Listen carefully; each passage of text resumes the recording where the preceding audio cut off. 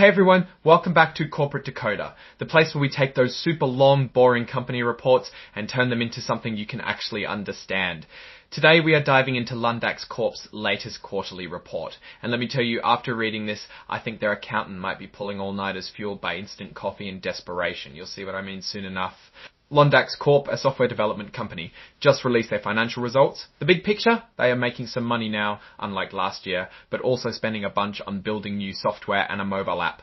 Is it a good investment or are they burning cash? Let's find out. First things first, what are we looking at? This is their Form 10Q, a quarterly report that public companies have to file with the Securities and Exchange Commission. It's basically a checkup on how they are doing financially. Inside you will find things like their balance sheets, income statements, and cash flow statements. These are like the vital signs of the company. Also in there are notes from management about how things are going and what they see coming up. Scroll for the quarterly period ended February 28, 25 scroll. This report covers the quarter that ended in February.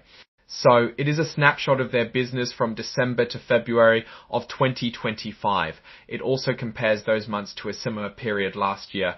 Londax is based out of Riga, Latvia. It was incorporated in Wyoming. Not really important, but they needed to write it down.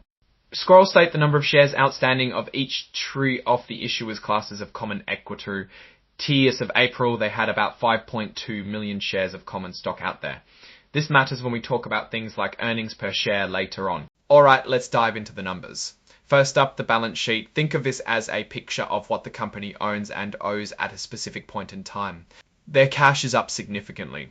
They went from about $1,600 to over $13,000. That's a big jump, means they had some money flowing in. Now, here's an interesting move. Last year, they had $33,000 tied up in software and development, but now it is zero. However, now they have money in mobile app and software development cost that was zero last year. It looks like they finished a project and started some new ones.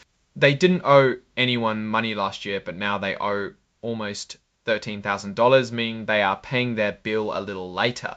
Overall, their total equity, which is like the value of the company if you sold everything and paid off all the debts, went up from almost $39,000 to almost $63,000. That's a pretty healthy increase.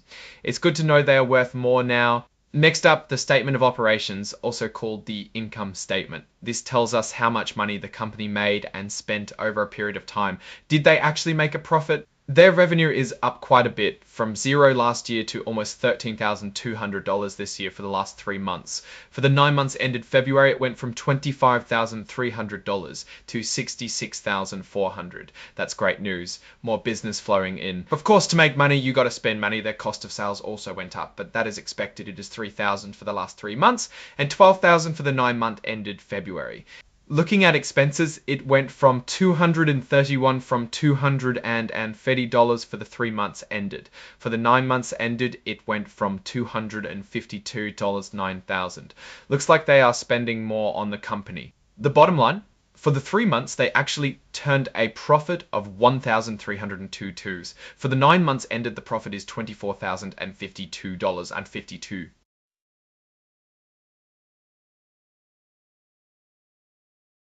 Now, the statement of cash flows is super important. It shows how money is moving in and out of the company. You can be profitable on paper, but if you are not collecting cash, you are in trouble. They started with a profit of $24,052. Then they added back non-cash charges like depreciation, which is when things you own lose value over time. Looks like they actually used $76,521 of cash in operating activities. But how? That is because they had an almost $33,000 project in progress, meaning they had a ton of costs up front.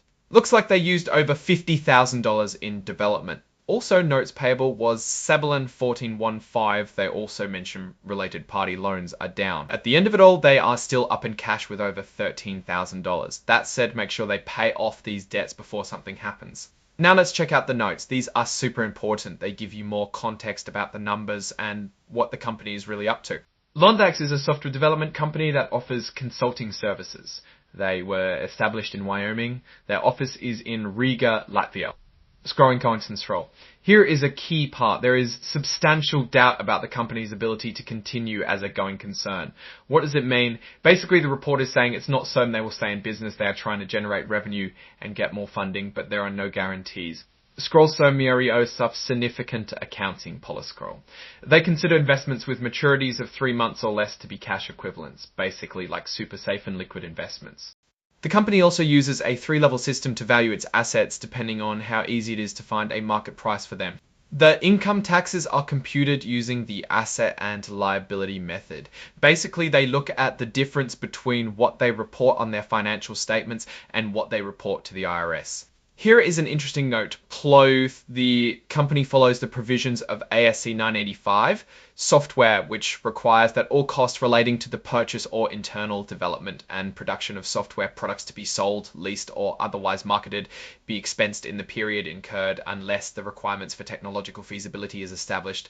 The company amortizes these costs using the straight line method over a period of 3 years, which is the remaining estimated economic life of the costs. They are following this framework to account for all software quantities to be sold, leased, or otherwise marketed be expensed in the period incurred unless the requirements for technological feasibility is established. The company amortizes these costs using the straight line method over a period of 3 years, which is the remaining estimated economic life of the costs. They are following this framework to account for all software costs incurred once technological feasibility is established. The company amortizes these costs using the straight line method over a period of 3 years, which is the remaining estimate. They only had about $600 in equipment, not a lot of capital assets needed.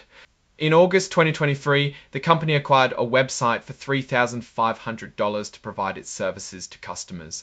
It also cost them $7,700 to develop a website. The company has also developed its CRM platform for $37,000. Lastly, the company owes about $4,300 to its director for working capital purposes. Not a lot, so that's good. What about management's perspective? This section is where management talks about how the business is doing and what they are planning for the future. They are focusing on IT consulting services and software development solutions. They have a CRM system, applicant tracking systems, and outstaffing services. Sounds like they're trying to be a one-stop shop for businesses' tech needs. They only have one employee and he is the director. Basically a one-man show. Good news, no legal troubles to report. No additional risk factors were filed. There was no Rule 10b5-1 trading arrangement. It is a rule to prevent insider trading. All clear? Lastly, here is the signature of the President Oleg's Pavlovs to confirm the reports. Oh, do we make of all this? Well, Londax Corp is definitely in a growth phase. They are bringing in more revenue, which is a great sign, and they turned a profit. Is a good start for the company, which was just established last year. But they are also spending a lot of cash building out their software platform and mobile app. It is a normal business strategy. However, the going concern warning is a yellow flag. They need to manage their cash carefully and secure more funding if they want to keep growing. It looks like they also need to work more in corporate, which they have so much debt.